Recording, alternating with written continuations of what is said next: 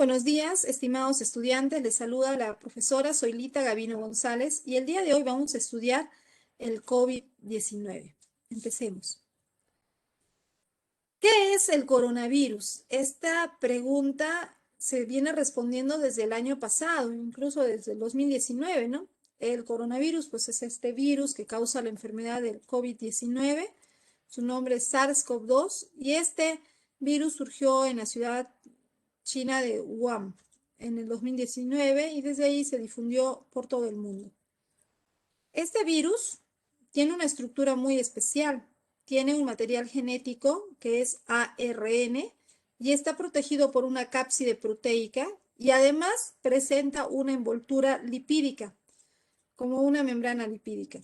Y en esta envoltura presenta proteínas. Estas proteínas que tienen forma de espículas tienen las llamadas proteínas Spike o proteínas S. Estas proteínas S son altamente específicas con ciertas células de nuestro cuerpo y tienen esa facilidad de unirse a nuestras células, sobre todo del epitelio respiratorio, y de esa manera causan la enfermedad, ¿no? El modo de contagio ya lo conocemos, sucede cuando una persona que está infectada tose o libera estas gotículas y ahí se libera este virus que va a ingresar al cuerpo, va a llegar a las células y miren ahí, miren, va a usar su proteína Spike que se va a unir al receptor celular que tiene una alta especificidad. El receptor se llama ECA2 y de esa manera el virus ya está dentro de la célula y una vez dentro de la célula va a tener una acción pues muy problemática, ¿no? Entonces, repasando esta parte de la estructura, vamos a encontrar que el virus tiene un ácido nucleico, que es ARN, una cápside proteica y tiene lo más importante que debemos recordar, que es con lo que se está trabajando hoy en día para evitar contener la acción del virus, es la proteína Spike, ¿no? Estas proteínas S que se unen a los receptores ECA2, otros le llaman AC2, es según que lo veas en español o en inglés, que son receptores de nuestras células. Estos receptores están en células del epitelio respiratorio, también están en células adiposas. De ahí que se ha hablado de que pacientes que tienen problemas de obesidad tienen una mayor predisposición a padecer de este tipo de enfermedad. ¿Por qué? Porque tienen más receptores. Sencillo. Aquí vemos el modo de contagio, ¿no? Una persona tose, estornuda y esto se contagia, puede entrar por los ojos, por la nariz, por la boca y entonces el virus ingresa por la vía respiratoria, llega hasta los pulmones y una vez en los pulmones va a causar el deterioro de este órgano fundamental.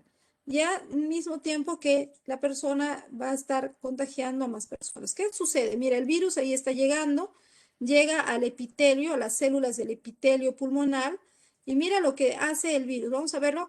El spike se une al ECA2 o al AC2 y ingresa el material genético que es ARN. Este ARN del virus induce dentro de la célula a multiplicarse los virus y ya estamos hablando de una infección, ¿no? Pero ¿cuál es el detalle de esta infección viral del SARS-CoV-2? El detalle es que estos virus inmediatamente se multiplican, se liberan y van a atacar a más células y van a haber muchas células ya infectadas. Pero no es solo el problema de la infección que va a ocasionar pues todos los malestares, ¿no? A veces la persona puede tener suficientes defensas y vence a la enfermedad. Pero ¿qué sucede? Cuando uno tiene esta infección, se activan las células del sistema inmunológico. Estas células del sistema inmunológico van a ser atraídas porque va a haber una liberación de una gran cantidad de proteínas llamadas citocinas o citoquinas. Las citoquinas es como decir una alarma. Imagínate que en tu barrio pusieran una alarma contra robos. Pero cuando hay, el problema del SARS-CoV-2, de este virus, es que cuando ingresa, nos infecta, se activa no una alarma, sino todas las alarmas. Imagínate que cada casa de tu barrio tuviera una alarma, uy, uy, uy, algo así es la respuesta. Y entonces ahí van a venir a defenderte los neutrófilos. Los neutrófilos son un tipo de glóbulos blancos que van a atacar al virus, pero en su proceso van a terminar también atacando a nuestras propias células. Y aquí tenemos a los terribles natural killer, que también son células de nuestra defensa, que por querer destruir al virus termina, o a células infectadas, termina también dañando células del epitelio pulmonar. Entonces, el tema del virus es cómo este virus afecta a nuestra respuesta inmunitaria, haciendo que nuestra respuesta inmunitaria sea tan agresiva que puede atacar a nuestras propias células. Y a veces, pues, podría ser fatal, podría ocasionar la muerte, y en algunas veces, pues, la persona se sana, ¿no? Entonces hay que tener cuidado y evitar llegar a unas condiciones mucho más graves como es la neumonía, la insuficiencia respiratoria y la muerte del paciente. En la actualidad se están hablando de varias variantes del coronavirus. El anteaño pasado, en 2019, surge este SARS-CoV-2, pero de este SARS-CoV-2, este virus se ha difundido en todo el mundo y hoy en día ya es una pandemia, ya tiene buen tiempo siendo una pandemia. Y conforme ha estado pasando de persona en persona, el virus ha estado sufriendo mutaciones. Esas pequeñísimas mutaciones han ocasionado serios problemas, ¿no? Aquí vemos el virus SARS-CoV-2 muta con el tiempo. Y estas mutaciones pueden ocasionar cambios. Algunos cambios no son tan peligrosos, pero otros sí son muy peligrosos. No son pequeñas mutaciones, alguna modificación en la proteína Spike, alguna modificación en la forma de unirse a nuestras células, alguna modificación en la forma como se multiplican, esas ya son mutaciones. Vamos a encontrar que tenemos en la actualidad 4 mutaciones importantes y preocupantes. A ver, vamos a ampliar un poquito. Aquí tenemos, ¿no? Una de las mutaciones es esta, que es le vamos a llamar variante. No vamos a usar el término cepa. El término cepa se aplica para bacterias, para virus se habla de variantes, ¿ya? Entonces, tenemos aquí una de las variantes, es la variante británica, es una mutación que tiene el SARS-CoV-2 en Reino Unido. Y las características de esta variante es que es 50% más contagiosa que el original. Y es probablemente más letal, ¿no? Se ha visto que las personas que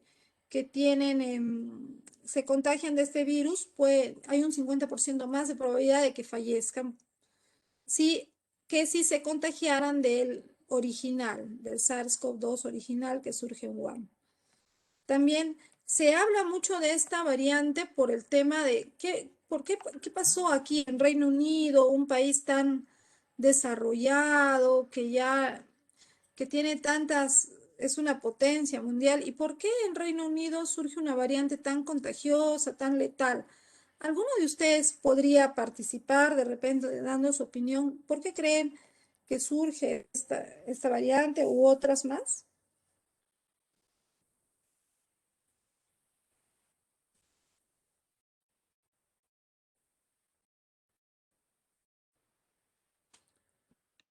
Podría Adelante. participar. Sí. Yo pienso que las variantes se van mutando cuando se contagia una persona y su sistema inmunológico ataca a este virus y el virus recibe la información y de esa manera aprende a, a, por ejemplo, a cómo combatir eh, la respuesta inmunológica. Y ya en otra persona, cuando su sistema inmunológico le hace lo mismo, ya no funciona porque ya sabe lo que va a pasar, entonces de esa forma se va haciendo más fuerte. Se va haciendo más resistente, ¿no? Ahora, gracias, Natalie.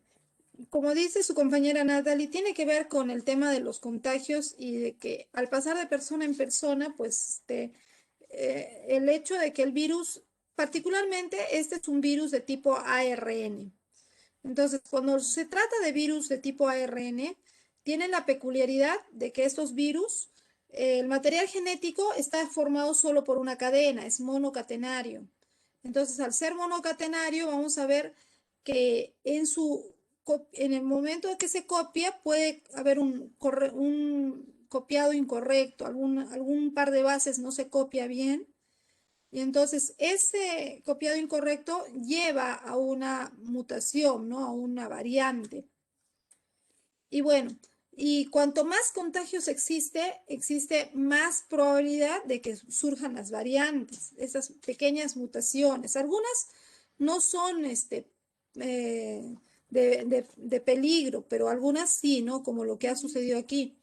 Y según los analistas científicos dicen que en Reino Unido ha sucedido esto debido a que, si bien es cierto, son una potencia y todo, ellos tienen una característica de que buscan muchos, como personas, como seres humanos, a ellos les gusta ser muy libres, muy con los derechos a sus libertades, y en determinado momento ellos pidieron incluso que no se use la mascarilla porque se sentían aprisionados. Entonces, ha habido mucho por ese lado de su cultura, de su forma de vida de estas personas, ha habido el descuido, han decidido muchas veces dejar de usar la mascarilla, de seguir reuniéndose en bares, en discotecas, y esto ha facilitado el contagio. Entonces, a mayor contagio, mayor probabilidad de mutación. Ya esa es la peculiaridad que tiene la variante de Reino Unido. A pesar de ser una potencia, ha sucedido esto, ¿no? Algo que lógicamente se esperaba en Brasil. Aquí tenemos Brasil, la variante brasilera, el P1, es considerada la variante más contagiosa. Puede invadir incluso algunos de los anticuerpos que se generan luego de la enfermedad. O sea, a pesar de que una persona, generalmente se dice, ¿no? Si una persona ya se enfermó, ya has generado anticuerpos, y si has generado anticuerpos, mecanismos de defensa, pues se espera que no te contagies por lo menos algunos meses, por lo menos algunos meses no te vas a contagiar. Sin embargo, esta variante brasilera es una variante muy contagiosa, aún personas que ya se han enfermado pueden contagiarse de esta y pueden hacer los síntomas de la enfermedad, ¿no? Bueno, las características que se han dado en Brasil es que, para empezar, ha habido una política inadecuada en el manejo de su salud pública. El mismo presidente Bolsonaro, él rechazó desde el inicio la cuarentena, rechazó el uso de mascarillas, rechazó el uso de la práctica del distanciamiento, y bueno, todo esto ha ocasionado que en la actualidad tengamos estas condiciones. Y hace poco, ¿no?, se veía que en Brasil pues fallecían por día 3.000 personas. Entonces, una situación muy dramática, y las condiciones de pobreza, hacinamiento y el no hacer un control adecuado de la pandemia, pues ha llevado a la formación de una variante tan complicada que hoy está en muchos países. Luego tenemos la variante sudafricana. Esta variante es en Sudáfrica, es 50% más transmisible que otras variantes, y algunas vacunas podrían ser menos eficaces con ella. Hay vacunas que no funcionan tan bien con esta variante sudafricana, pero era algo también que se esperaba, porque Sudáfrica es un país que tiene altos índices de pobreza, de un índice de desarrollo humano muy bajo. No hay servicio de agua potable, alcantarillado, hacinamiento muy grave, y escasas medidas de salud pública. Entonces, todo ello ha incrementado la posibilidad de contagio y la formación de esta variante. Y finalmente tenemos aquí la variante India. Esta es una de las variantes que se considera muy peligrosa en estos días. Ha salido a las noticias porque al parecer es la más transmisible, se ha encontrado que esta variante tiene un alto índice de contagio. Todavía no se ha confirmado si, además de su alto índice de contagio, también tiene alto índice de letalidad. ¿Por qué? Porque se ha encontrado que en India también existe una gran cantidad de personas que están contagiadas con la variante británica, que es la más letal. Entonces, hace pocos días salió en las noticias que al día en la India estaban muriendo 4.000 personas.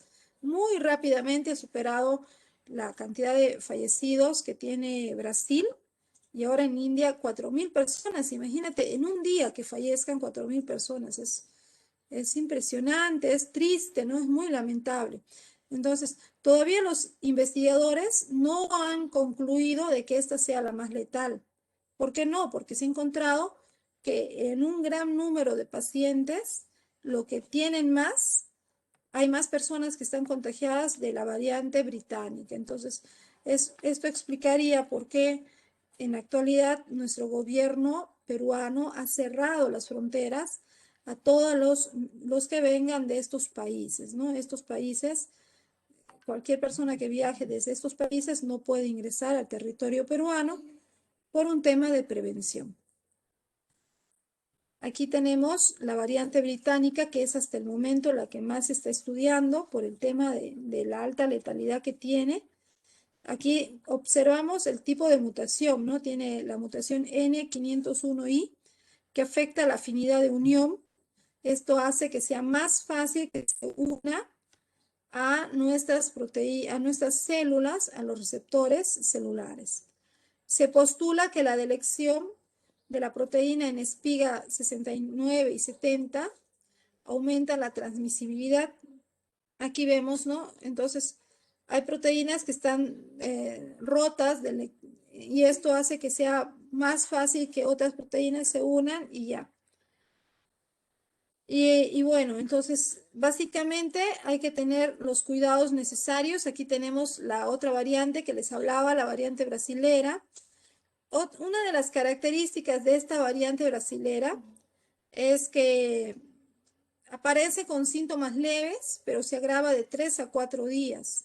Comienza con lesiones pulmonares, requerimiento de oxígeno rápidamente. Mira, empiezas a sentirte mal, pero a los 4 días ya estás necesitando oxígeno. También hay mayor presencia de problemas digestivos, es decir, la diarrea y dolor de espalda y la zona lumbar, ¿no? La cintura.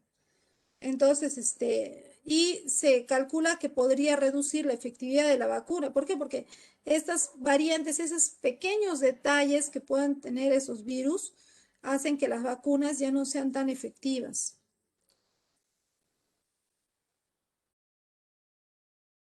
Aquí tenemos la variante sudafricana. Se ha reportado hasta en 67 países. Apareció en el Cabo y bueno, esta tiene una tasa de transmisibilidad, es muy transmisible. Y bueno, a partir de esto, yo les pregunto, si ya se está hablando también de la variante peruana, una variante que todavía se está estudiando, todavía se está viendo cuáles son sus características y efectos en la salud. Pero hablando solamente de la variante peruana, yo les pregunto, ¿qué opinan ustedes? ¿Qué deberíamos hacer para detener la aparición de estas variantes, al menos en Perú, al menos a ver aquí en Huánuco ya? ¿Qué podríamos, qué se debería hacer como sistema de salud, como población o como estudiante? ¿Cuál sería tu propuesta? Yo quiero participar. Mi propuesta sería que, o sea, todos se pongan las pilas, o sea, sean conscientes de que las personas están muriendo y no solamente, son pocas, son bastantes, ¿no? Y en cada familia yo creo que hemos perdido al menos una persona, así que al menos viendo eso deben tomar conciencia, ¿no? Y no hacer las fiestas COVID porque son ahí donde los focos de contagio. Y, o sea, es muy irresponsable ir a esas fiestas o ponerse en grupos y así mis, yo creo que eso es muy irresponsable de la parte de todos y aunque se les ha mandado a cuarentena, no creo que entiendan. Gracias, Celeste. ¿Puedo ¿Alguien hablar, más Miss? desea? Sí, también puedo hablar. Adelante, Participar. Mauricio. Ya, Ya. primero Mauricio y luego Melanie, ¿ya? Ah, Luego yo mis. yo creo Dale. que en Yo este también caso podría participar. ya, bueno, yo creo que en este caso ya con el tiempo que llevamos va a ser un poco difícil que nos vuelvan a poner cuarentena porque la gente ya no creo que prácticamente ya no hace caso. Los domingos están saliendo y todo, hacen la vida normal. Pero con que salgan y se protejan, usen doble mascarilla, lleguen a su casa, hagan un buen lavado de manos, supongo que evitaríamos un poco menos el contagio. Y llevar siempre el alcohol en gel o tal vez en spray que ahora hay. Y así tal vez podríamos evitar un poco y que se cree una variante de nuestro Perú. Gracias, Mauricio. Luego seguía Melanie. Miss, bueno, yo también creo que debería de haber más responsabilidad y comparto la opinión de mi compañero Mauricio de que deberíamos lavar las manos cada que salimos, llevar nuestro alcohol, porque hay personas que creo que nunca se les murió una persona contagiada y no tiene miedo, no usan las mascarillas y por culpa de esas personas, otras que sí se cuidan se contagian. Aparte, abren los bares, hay fiestas y no se puede abrir las escuelas, pero sí los bares. Y para mí que también eso está mal por parte del Congreso, que no se puede abrir las escuelas, los colegios, pero sí bares. Y que hay más contagios, las personas no se cuidan. Y yo creo eso. Gracias, Melanie. ¿Tu apellido, Melanie? Mis también puedo Llamo opinar. Gallardo. Licenciada, ¿puedo yo poder completar su opinión de Ya, Melanie? a ver, Enoch. Ya mis. También puedo recalcar nada más lo que dicen mis colegas, ¿no? ¿Qué podemos hacer para que la población sí cumpla con esas medidas de prevención? Porque tenemos el caso del Reino Unido, ¿no? Ellos por su libertad, en busca de sus libertades, decidieron no usar la mascarilla, las medidas, o el caso de Brasil, que por un tema de política de Estado, dijeron no vamos a usar las mascarillas, no va a haber ninguna forma de cuidado. Y ahora se están pagando las consecuencias. No queremos llegar a eso en Perú. ¿Qué podemos hacer nosotros desde donde estamos para promover esas acciones, de que la gente sí se cuide? Ahora sí, participen, por favor. ¿Puedo Ruth, participar? ¿Puedo hablar? ¿Puedo opinar? Yo, Ruth, luego Shirley, luego María Solís. ya. Y luego Centro Rivera, ¿ya? Empezamos con Ruth. Por favor. Ok, bueno, nosotros como pueblo joven, yo creo que tendríamos que utilizar como un medio de comunicación las redes sociales para poder, brindar información a los demás, utilizar de buena manera las redes sociales, ya que somos bien ahí como que bien manipuladores Somos entre, activos, ¿no? ajá, somos bien activos, entonces poder informar a los demás, o no simplemente eso, sino poder hacer folletos, pero mantener nuestra, como digamos, nuestra distancia o algo así, ¿no? Pero sobre todo utilizar nuestras redes sociales como medio de información para poder implementar a los demás que se cuiden, como dicen mis compañeros, el lavado de manos, la doble mascarilla, la máscara facial, todos los implementos para la seguridad y poder prevenir el COVID. Gracias, Ruth. Después seguía. Yo mismo. Gracias, Shirley.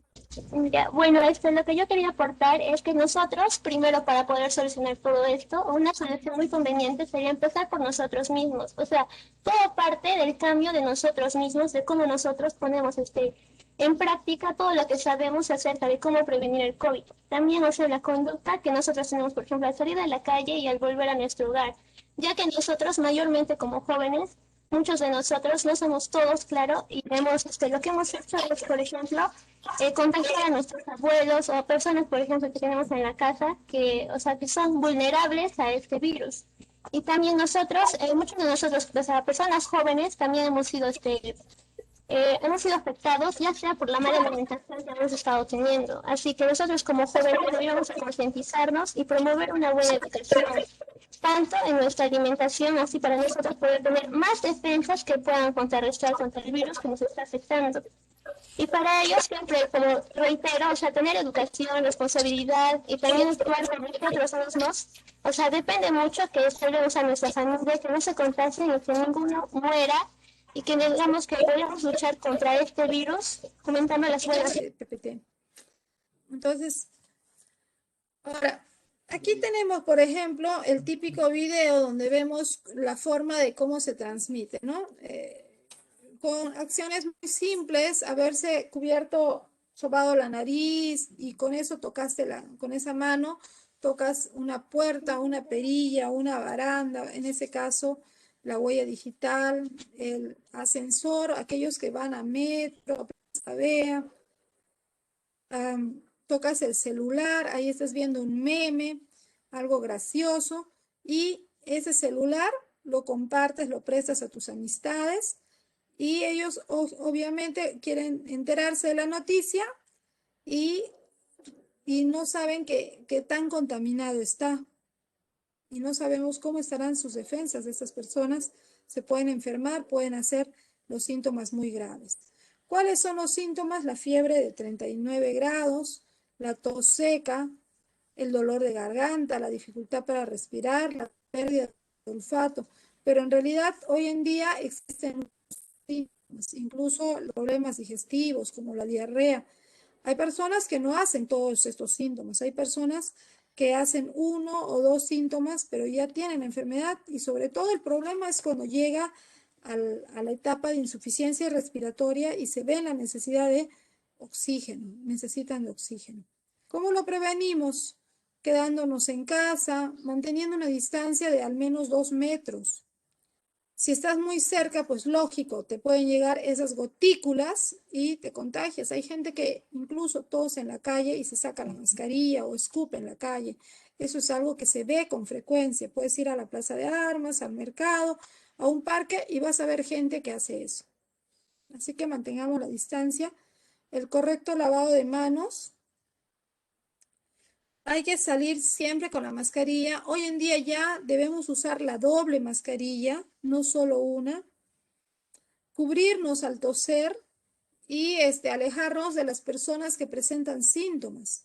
Si en tu familia, en tu casa, alguien tiene síntomas, pues esa persona hay que ver la forma de aislarlo, ¿no? Decirle, hermano, tío, estás con síntomas, por favor, aíslate. Aunque estés en la casa, vas a usar mascarilla porque estamos en riesgo de que nos contagies. Todos debemos ser más honestos y decir las cosas que pensamos.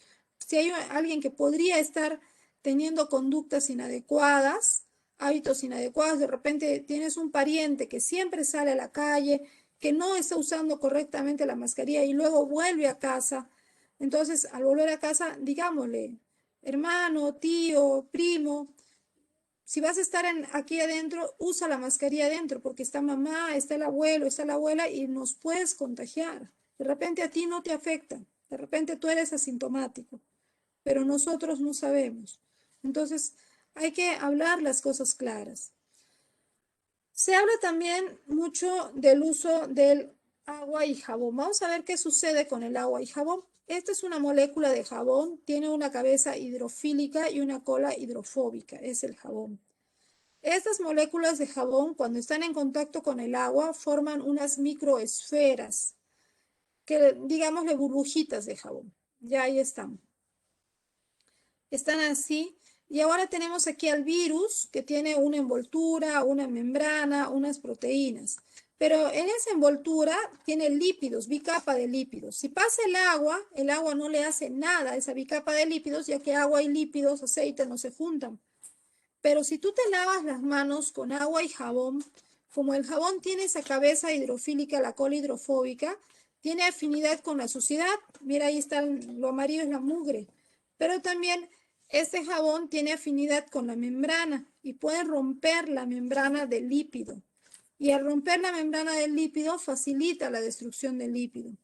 Por ese motivo es tan importante el uso adecuado de jabón.